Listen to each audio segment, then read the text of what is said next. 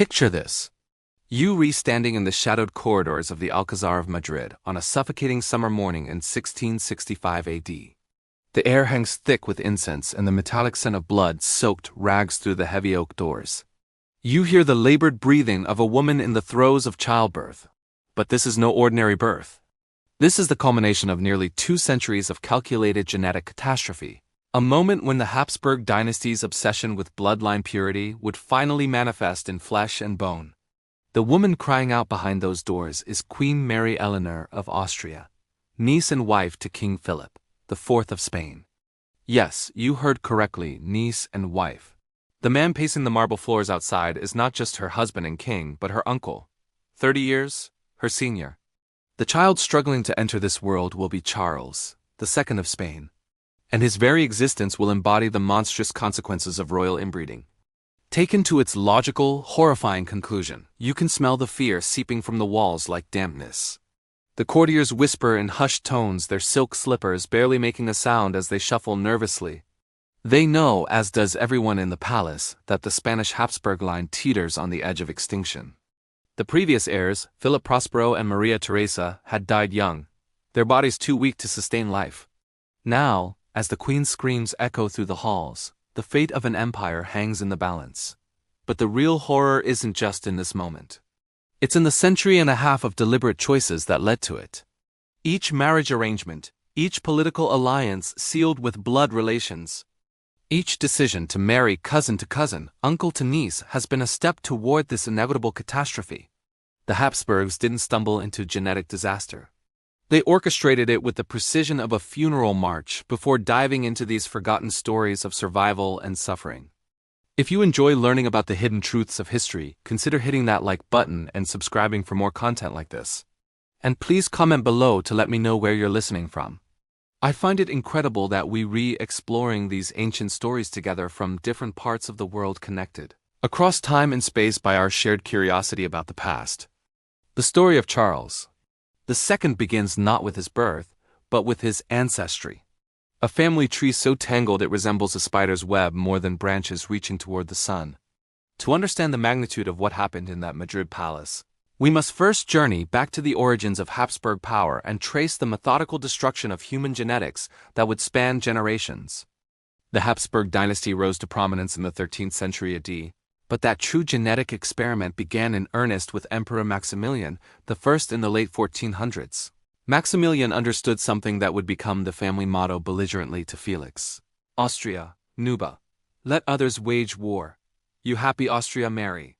Marriage wasn't about love or even political alliance in the traditional sense. It was about accumulating power through bloodlines while keeping that power contained within the family circle.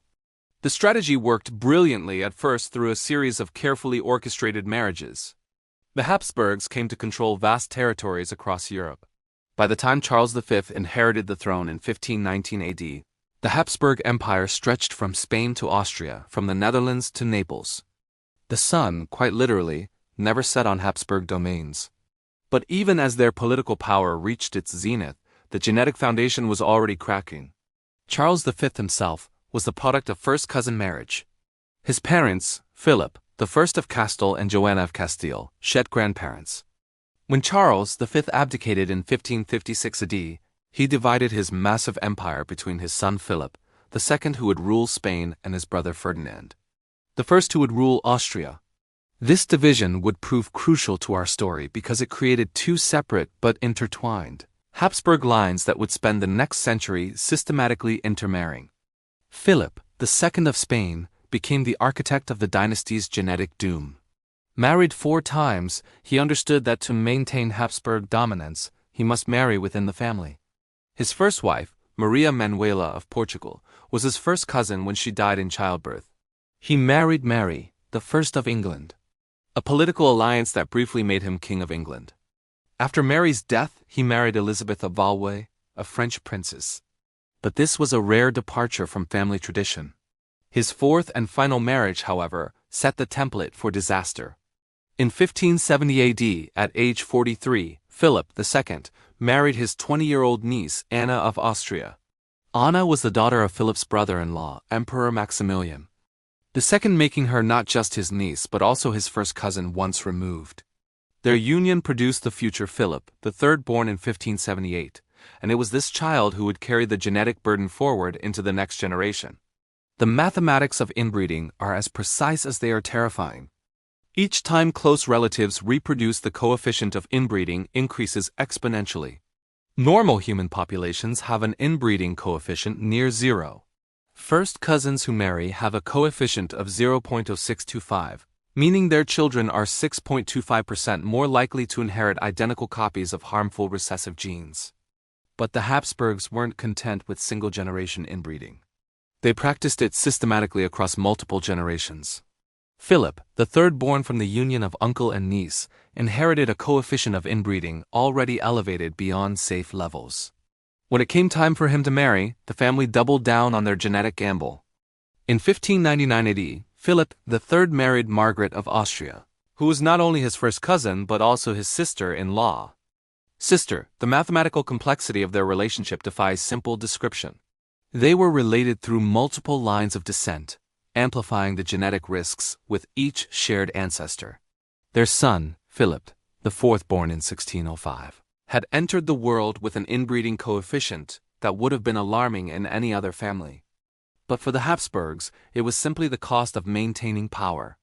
Philip IV's jaw already showed the telltale signs of the Habsburg lip, a protruding lower mandible that made eating and speaking difficult. His mental capacity, while not severely compromised, showed the subtle signs of cognitive decline that would become more pronounced in future generations. The Habsburg lip or mandibular prognosis serves as a visible marker of the family's genetic deterioration. This distinctive facial deformity results from the inheritance of recessive genes that control jaw development. In normal populations, these genes are masked by dominant alleles. But in highly inbred families, the recessive traits express themselves with increasing frequency and severity. Contemporary portraits of Habsburg rulers show the gradual progression of this deformity. Early Habsburg emperors, like Maximilian I, show mild signs of the protruding jaw. By the time of Charles V, the deformity is clearly visible, but not yet debilitating. Philip II's portraits reveal a more pronounced version, and Philip III's jaw projects noticeably forward. But these were merely previews of the genetic catastrophe that awaited in the next generation. Philip IV's reign, lasting from 1621 to 1665 AD, coincided with Spain's gradual decline from the heights of imperial power.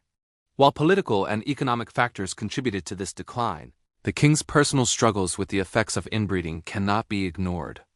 His difficulty speaking clearly affected his ability to communicate with advisors and foreign dignitaries. His recurring health problems, including seizures and chronic fatigue, impacted his decision-making capabilities during crucial moments in Spanish history. But Philip, the fourth most significant contribution to the Habsburg genetic disaster, was his choice of bride in 1649 AD. At age 44, he married his 15-year-old niece, Mariana of Austria. Mariana was the daughter of Philip, the fourth sister, Maria Anna of Spain, and Emperor Ferdinand, the third of Austria.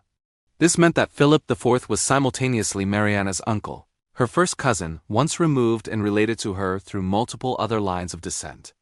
The marriage arrangement demonstrates the Habsburg family's complete commitment to their genetic experiment.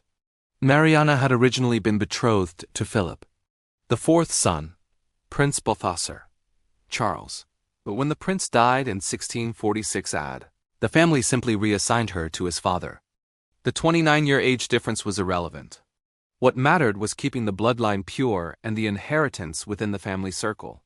Contemporary accounts describe Mariana as a frail, nervous young woman who struggled with the responsibilities of queenship. Born in 1634 AD, she had been raised in the Austrian court with the expectation that she would marry within the family. But the reality of becoming queen to her own uncle proved overwhelming. Court observers noted her frequent illnesses, her difficulty with public speaking, and her tendency toward melancholy, all symptoms that would later appear in magnified form in her son. The union of Philip IV and Mary Eleanor of Austria produced several children, but most died in infancy or early childhood. Maria Theresa, born in 1638 AD from Philip's first marriage, survived to adulthood, but was given in marriage to Louis XIV of France as part of a peace treaty. Philip Prospero, Born in 1657 AD from his union with Mariana, was hailed as the heir to the Spanish throne. But his health was precarious from birth. Philip Prospero's short life offers a preview of the horrors that awaited the next generation. Born after multiple miscarriages and stillbirths, he was weak and sickly from his first breath. Contemporary accounts describe a child who struggled to walk, spoke with difficulty, and suffered from frequent seizures. His immune system was so compromised that common childhood illnesses nearly killed him repeatedly. When he finally succumbed to illness in 1661 at age 4, the Spanish court was left in desperate need of an heir. The pressure on Queen Mariana to produce another son was immense. The Spanish Empire, already weakened by military defeats and economic decline, needed a strong ruler to maintain its position in European politics. But the genetic odds were stacked against any child born from the union of Philip IV and Mariana. Their inbreeding coefficient was so high that any offspring would be at extreme risk for genetic disorders, physical deformities, and mental disabilities. It was into this context of desperation and genetic catastrophe that Charles, the Second of Spain, was born on November 6, 1665 AD. The labor was difficult and prolonged, with Queen Mary Ellen, experiencing complications that nearly cost both mother and child their lives. When the infant finally emerged, the attending physicians and midwives immediately recognized that something was terribly wrong. Charles' second appearance of birth was shocking, even by Habsburg standards. His head was disproportionately large, his limbs were weak and underdeveloped, and his facial features were severely distorted. The Habsburg lip, which had been gradually worsening across generations, reached its most extreme form in Charles II. His lower jaw protruded so far forward that his teeth couldn't meet properly, making it impossible for him to chew solid food effectively. But the physical deformities were only the beginning of Charles II's suffering. His mental development was severely delayed, and he didn't speak his first words until age 4. Even then, his speech was nearly unintelligible due to his jaw, deformity, and apparent cognitive impairment. He couldn't walk without assistance until age 8, and his motor skills remained severely compromised throughout his life. The court physicians trained in the medical understanding of the 17th century had no comprehension of genetics or the scientific basis for Charles II's condition. They attributed his problems to supernatural causes, political curses, or divine punishment. Some blamed his mother's diet during pregnancy. Others suggested that evil spirits had possessed the child. The most common explanation was that God was punishing the Spanish royal family for their sins.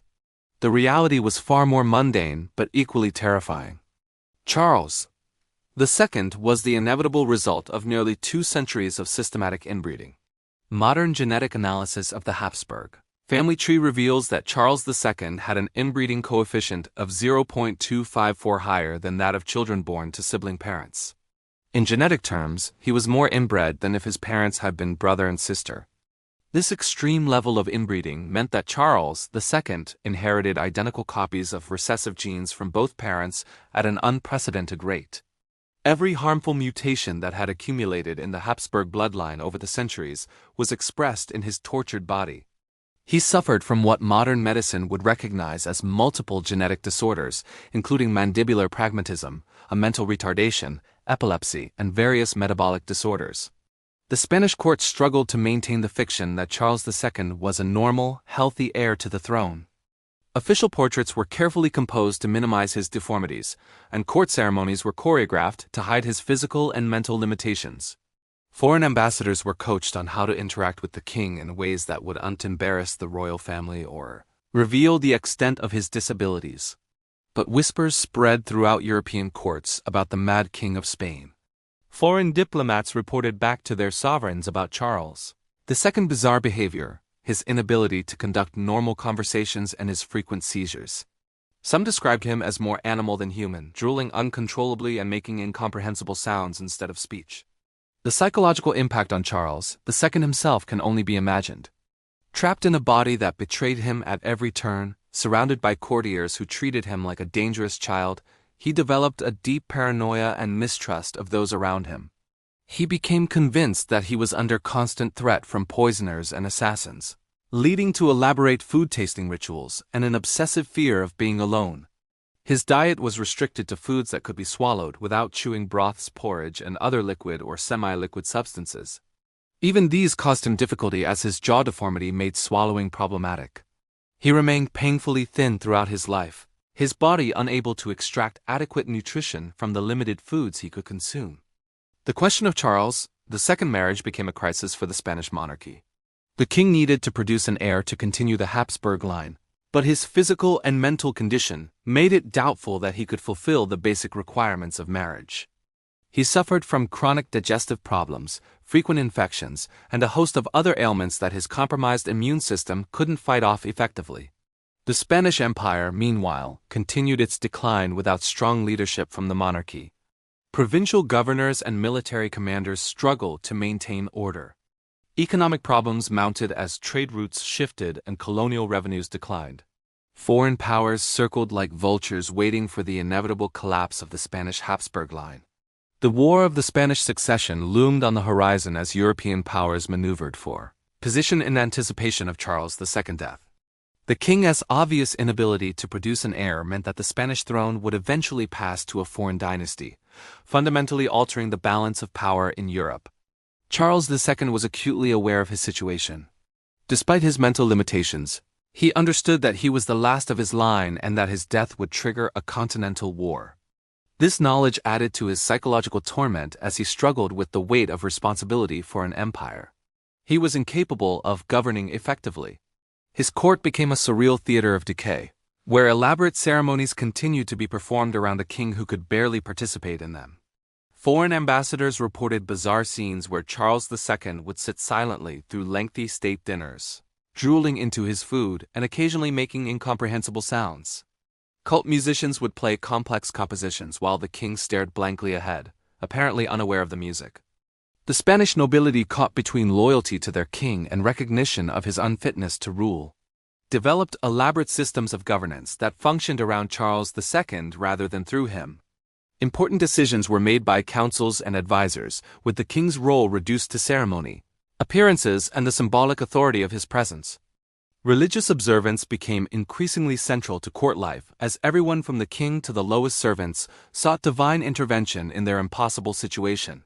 The royal chapel saw constant masses, prayers and ceremonies designed to intercede for the king's health and the future of the dynasty.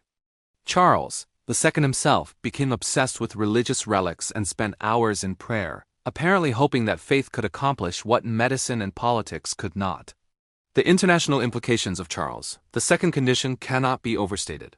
Every European power had agents in the Spanish court reporting on the king's health and speculating about the timing of his death. Marriage negotiations, trade agreements, and military alliances all had to account for the reality that Spain was ruled by a man who might die at any moment and who would certainly die without leaving an heir. The French court of Louis XIV watched the situation with particular interest as they have the strongest claim to the Spanish throne through various family connections. The Austrian Habsburgs also positioned themselves as potential heirs, arguing that the Spanish territory should revert to the main Habsburg line of a European powers formed alliances and counter-alliances in preparation for the inevitable war that would follow Charles II's death. But perhaps the most tragic aspect of Charles II's story is the human cost of the Habsburg experiment in genetic purity. Behind the political maneuvering and dynastic calculations was a man who suffered every day of his life from the consequences of his ancestors' choices. He experienced constant physical pain, social isolation, and the psychological torment of knowing that he was a disappointment to everyone around him. Contemporary accounts describe Charles II's attempts to find happiness despite his circumstances. He apparently enjoyed simple pleasures like watching court entertainments. Though his participation was limited by his physical and mental condition, he showed affection for his pets and seemed to find comfort in routine activities like prayer and meals. Even though eating was a struggle for him, his relationship with his mother, Queen Mariana, was complex and troubled. She had spent his childhood desperately trying to find cures for his condition, consulting physicians, priests, and even folk healers in search of relief for her son's suffering. As he grew older, she became increasingly protective, attempting to shield him from the harsh realities of his situation. While simultaneously only pushing him to fulfill his royal duties, the Queen Mother's own health suffered from the stress of raising Charles II. She developed nervous disorders and chronic illnesses that physicians attributed to the constant worry about her son's condition. Her letters to family members in Austria reveal a woman trapped between love for her child and despair over his future. The Spanish people, meanwhile, remained largely unaware of the full extent of their king's disabilities. Official proclamations and public ceremonies were carefully managed to maintain the fiction of royal competence. When Charles II appeared in public, it was only for brief, highly choreographed events where his limitations could be hidden or explained away. But rumors spread throughout Spanish society about the coerced king. Folktales developed about his condition, with explanations ranging from supernatural curses to divine punishment for royal sins. Some stories claimed that he had been switched at birth with a changeling, while others suggested that he was the victim of witchcraft or poison. The economic impact of Charles II's reign was devastating for Spain. The lack of strong central leadership allowed corruption to flourish throughout the government. Trade policies were inconsistent and often contradictory, as different advisors pushed competing agendas without clear direction from the throne. Colonial administrations suffered as governors realized that they were unlikely to face consequences for their actions. The Spanish military, once the most formidable force in Europe, declined precipitously during Charles II's reign without a warrior king to lead them. Spanish armies lost battle after battle to better organized French, Dutch, and English forces. The loss of military prestige further weakened Spain's position in European politics and contributed to the empire's economic decline. Religious institutions, ironically, thrived during Charles II's reign. The king's obsession with spiritual matters led to increased funding for churches, monasteries, and religious ceremonies. The Spanish Inquisition, always a powerful force in Spanish society, gained additional influence as the royal court became increasingly focused on religious explanations for the king's condition. The arts and culture of Spain also reflected the strange atmosphere of Charles II court. Paintings from this period often have a surreal, almost nightmarish quality, reflecting the psychological tension of a society governed by a man who seemed more specter than king. Literature of the period frequently deals with themes of decay, madness, and divine punishment. As Charles II entered his 30s, his condition continued to deteriorate. The seizures became more frequent and severe, sometimes lasting for hours, and leaving him unconscious for days afterward. His speech, never clear, became almost entirely unintelligible. He required constant assistance with basic activities like eating, dressing, and walking. The question of the Spanish succession became more urgent with each passing year. Foreign powers pressed their claims more aggressively, and the threat of war grew more imminent. Charles II, despite his mental limitations, understood that he held the fate of Europe in his hands. The weight of this responsibility added to his psychological torment. In his final years, Charles II became increasingly isolated from the world around him. He spent most of his time in his private chambers, attended by a small group of loyal servants who had learned to interpret his needs and desires. His days were structured around rigid routines that provided some comfort in his chaotic mental state. The king's physical appearance by this time was shocking, even to those who knew him well. His body was emaciated. His skin had a gray, lifeless quality and his hair was thin and white, despite his relatively young age. The Habsburg lip had become so pronounced that it dominated his facial features, making him appear almost grotesque. His eating difficulties had worsened to the point where he could only consume liquids and the softest foods. Even these caused him problems as his jaw deformity made swallowing difficult and dangerous. He frequently choked on his food, requiring constant supervision during meals. The psychological impact of his condition on Charles II became more apparent as he aged. He developed elaborate paranoid fantasies about enemies trying to poison him or steal his throne. He would spend hours examining his food for signs of contamination and refused to eat anything that hadn't been prepared by a trusted servant. His relationship with his wife, Maria Anna, became increasingly strained. She had initially hoped that patience and care might help him overcome some of his difficulties.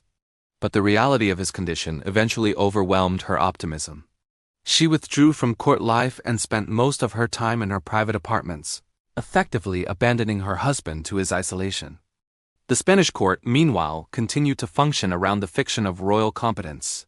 Ceremonies were performed, decisions were made, and the business of government continued. But everyone understood that Charles II was merely a symbolic figure. Real power rested with advisors, ministers, and foreign diplomats who manipulated the situation to their advantage. The international situation grew more tense as Charles II's health visibly declined. Every cough, every seizure, every sign of weakness was reported to foreign courts and analyzed for implications about the timing of his death. Military preparations began in earnest as European powers positioned themselves for the coming conflict. The War of the Spanish Succession was not just a political inevitability. It was the logical conclusion of 2 centuries of Habsburg genetic experimentation.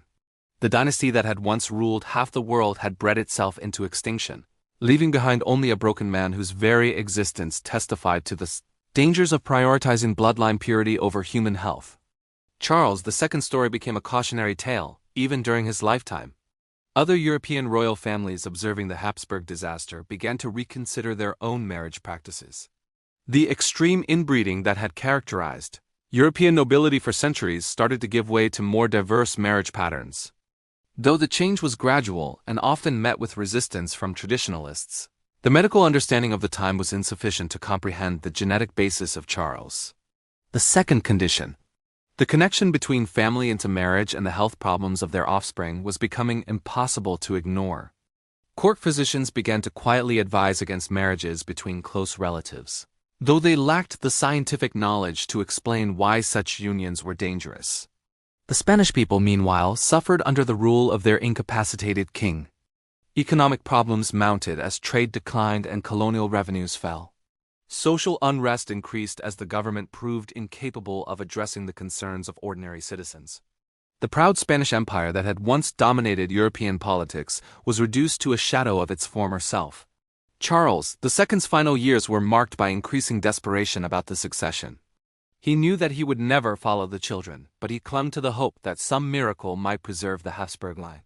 He consulted physicians, priests, and even folk healers, seeking any remedy that might allow him to fulfill his dynastic obligations. The king's religious devotion reached extreme levels during this period.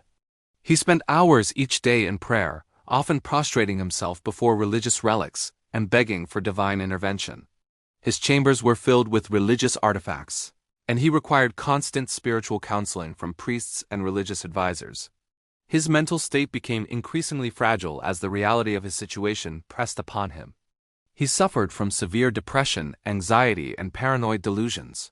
He would sometimes refuse to leave his chambers for days at a time, convinced that enemies were waiting to harm him. At other times, he would become agitated and demand to be taken to various religious sites throughout the palace. The physical deterioration continued relentlessly. By his late 30s, Charles II looked like a man in his 70s. His body was so weak that he could barely walk, even with assistance. His digestive system was so compromised that he could only tolerate the most basic foods. And even these caused him significant discomfort. His seizures became more frequent and severe, sometimes occurring multiple times per day. After each episode, he would remain unconscious for hours, leaving the court in uncertainty about whether he had survived. These seizures were particularly terrifying for observers, as Charles II's already distorted features would become even more grotesque during the convulsions. The international implications of each health crisis were enormous. Foreign ambassadors maintained constant vigil, ready to report any change in the king's condition to their governments. Military commanders throughout Europe kept their forces in readiness, knowing that Charles II's death would trigger the largest European war in decades. The Spanish government, such as it was, functioned in a state of constant crisis. Important decisions were postponed indefinitely while ministers waited to see if the king would survive his latest health emergency. Foreign policy became reactive rather than proactive. The Spanish diplomats lacked the authority to make long-term commitments. The economy suffered accordingly. Trade agreements were difficult to negotiate when foreign merchants were unsure whether Spain would still exist as a coherent state in the coming months. Colonial administration became increasingly chaotic as governors realized that their orders from Madrid might be obsolete by the time they arrived. The Spanish military, once the terror of Europe, had become a hollow shell of its former self. Officers knew that they served a king who couldn't lead them into battle and who might die at any moment. Morale plummeted and desertion rates soared as soldiers questioned their loyalty to a dynasty that seemed coerced.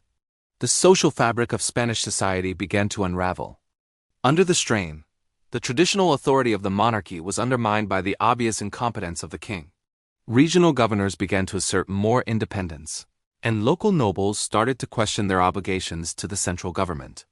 Religious institutions paradoxically gained influence during this period of political chaos.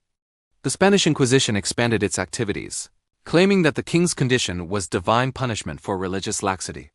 Priests and monks found themselves consulted on political matters as desperate officials sought spiritual solutions to temporal problems. The arts and literature of the period reflected the bizarre atmosphere of Charles II court. Painters created works that seemed to capture the surreal quality of a kingdom ruled by a living ghost. Writers produced stories and poems that dealt with themes of madness, decay, and divine judgment, often using thinly veiled references to the royal family. Charles II himself became increasingly aware of his role as a symbol of dynastic failure. Despite his mental limitations, he understood that his very existence was a source of shame and embarrassment to his family and his kingdom. This knowledge added to his psychological torment and contributed to his growing isolation from the world around him. His attempts to find meaning in his suffering led to increasingly elaborate religious rituals. He would spend entire days in prayer, sometimes refusing food or water in an effort to purify himself spiritually. He became obsessed with the idea that his condition was a test from God and that proper devotion might lead to a miraculous cure. The Queen Mother, Mariana of Austria, watched her son's deterioration with growing horror. She had spent his entire life trying to find solutions to his problems, consulting every physician, priest, and folk healer she could find. As he entered his final years, she finally began to accept that there was no cure for the genetic disaster that had befallen her family. Her own health declined rapidly during this period. The stress of caring for Charles II and managing the political crisis surrounding his condition took a severe toll on her physical and mental well-being. She developed nervous disorders and chronic illnesses that physicians attributed to the constant worry about her son's future. The international situation grew more precarious with each passing month. The major European powers had essentially given up on the idea that Charles II might produce an heir and were now openly planning for the partition of the Spanish Empire. Treaties were negotiated. Armies were positioned and diplomatic alliances were formed in preparation for the coming war. The Spanish people, meanwhile, began to lose faith in their monarchy entirely. The contrast between the glorious past of the Spanish Empire and the pathetic presence of their disabled king was too stark to ignore. Popular songs and stories began to mock the royal family, though always carefully to avoid direct criticism that might attract the attention of the Inquisition. The economic decline accelerated as international confidence in Spanish stability evaporated. Foreign merchants demanded immediate payment for goods, unwilling to extend credit to a kingdom that might not exist in a few months. Colonial trade routes shifted to other European powers, further reducing Spanish revenues. The military situation became desperate as Spain's enemies sensed weakness. French forces pressed Spanish positions along the Pyrenees, while Dutch and English fleets challenged shipping in the Atlantic. The Spanish military, demoralized and poorly led, suffered defeat after defeat. Charles II's final years were marked by a growing sense of apocalyptic doom. He seemed to understand that his death would trigger a catastrophic war that would destroy the empire his ancestors had built. This knowledge added to his psychological torment and contributed to his increasingly erratic behavior. The king's eating problems worsened to the point where he could barely consume enough nutrition to survive. His weight dropped to dangerously low levels, and his already weakened immune system became even more compromised. He suffered from constant infections and illnesses that would have been minor for a healthy person. His speech, never clear, became almost entirely unintelligible.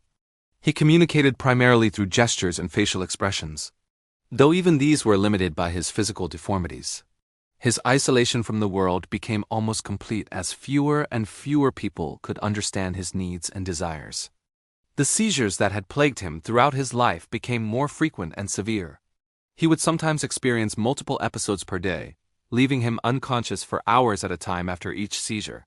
He would awaken confused and disoriented, often unaware of where he was or what had happened. The psychological impact of his condition became more apparent as his mental state deteriorated further. He developed elaborate, paranoid fantasies about enemies trying to harm him, and he became increasingly suspicious of everyone around him. He would spend hours examining his food, signs of poison, and refused to trust anyone except a small group of loyal servants. His relationship with his wife, Maria Anna, had deteriorated to the point where they rarely saw each other. She had essentially given up hope that he might recover and had withdrawn from life entirely. The marriage that had been arranged to provide an heir to the Spanish throne had become a source of mutual torment. The Spanish court continued to function around the fiction of royal competence, but the charade was becoming increasingly difficult to maintain. Foreign diplomats reported back to their governments about the king's bizarre behavior and obvious incapacity, making it clear that Spain was effectively without leadership. The international situation reached a crisis point as Charles II's health visibly declined. Every European power was preparing for war, and the question was no longer whether the Spanish Empire would survive, but how it would be divided among the victors. The king's very existence had become an obstacle to peace. The Spanish people, meanwhile, began to prepare for the inevitable. Regional governors started to assert more independence, positioning themselves to survive the coming chaos. Local nobles began to question their loyalty to a dynasty that seemed doomed. The social fabric of Spanish society was unraveling as the center of power collapsed. The final months of Charles II's life were marked by increasing desperation and declining physical capacity. He could barely leave his chambers, and when he did appear in public, it was only for brief, carefully orchestrated events. His appearance was so shocking that foreign visitors often expressed disbelief that this was the King of Spain. His eating difficulties had become so severe that he could only consume liquids in the softest foods. Even these caused him problems as his jaw deformity made swallowing difficult and dangerous. He required constant supervision during meals to prevent choking. The seizures continued to plague him, occurring with increasing frequency and severity after each episode.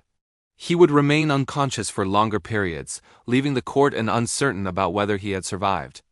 These seizures were particularly disturbing for observers, as his already distorted features would become even more grotesque during the convulsions.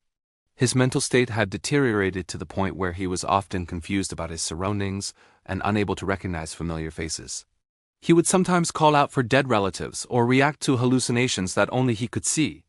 The psychological impact of his condition had become as debilitating as his physical problems.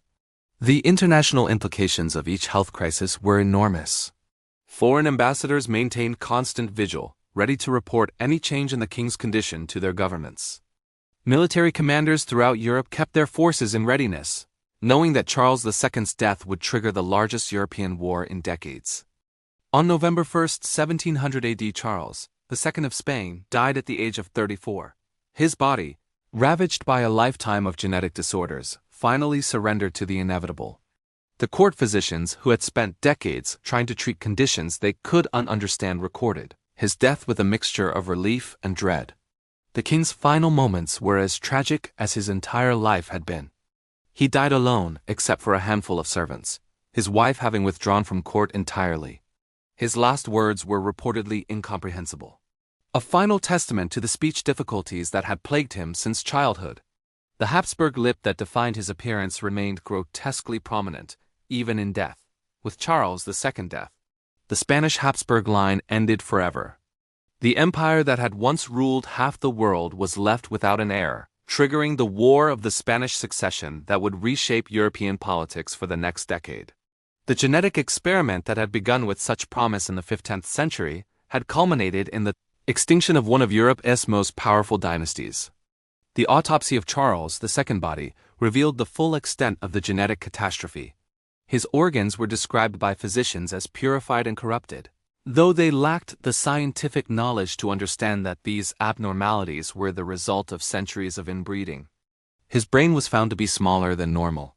His digestive system was severely malformed and his reproductive organs were so underdeveloped that he could never have fathered children. The Spanish people received news of their king's death with a mixture of grief and relief while they mourned the end of their royal dynasty. Many understood that Charles II's suffering had finally ended. The empire he left behind was bankrupt, militarily weak, and politically fragmented, a shadow of the great power it had once been. The international consequences were immediate and catastrophic. Within days of Charles II's death, European armies began to march. The War of the Spanish Succession would rage for 13 years, costing hundreds of thousands of lives and fundamentally altering the balance of power in Europe. The genetic disaster of the Habsburg family had become a continental catastrophe, but perhaps the most lasting impact of Charles. The second story was the lesson it taught about the dangers of genetic isolation of a European royal. Families observing the Habsburg disaster began to reconsider their own marriage practices. The extreme inbreeding that had characterized European nobility for centuries started to give way to more diverse patterns. Though the change was gradual and often met with resistance, the story of Charles II became a cautionary tale that echoed through the centuries. Here was a dynasty that had conquered empires, accumulated vast wealth, and wielded unprecedented power, yet had destroyed itself through the systematic pursuit of genetic purity. The queen, who had birthed this monster, had given life to the living embodiment of royal hubris in the shadowed corridors of the Alcazar of Madrid, where our story began. Silence finally fell. The screams of childbirth that had echoed through those halls 35 years earlier had been replaced by the silence of death. The genetic experiment that had begun with such confidence had ended in failure, leaving behind only the memory of a broken man, whose very existence testified to the horror of what when bloodline purity becomes more important than human health. The Habsburg lip disappeared from European royal courts, but the lesson remained. Some victories come at a price too terrible to pay, and some monsters are born not from evil, but from the calculated choices of those who believed they could improve upon nature itself. In the end, the queen, who birthed a monster, had only given birth to the inevitable conclusion of her family's genetic gamble, a gamble that cost them everything.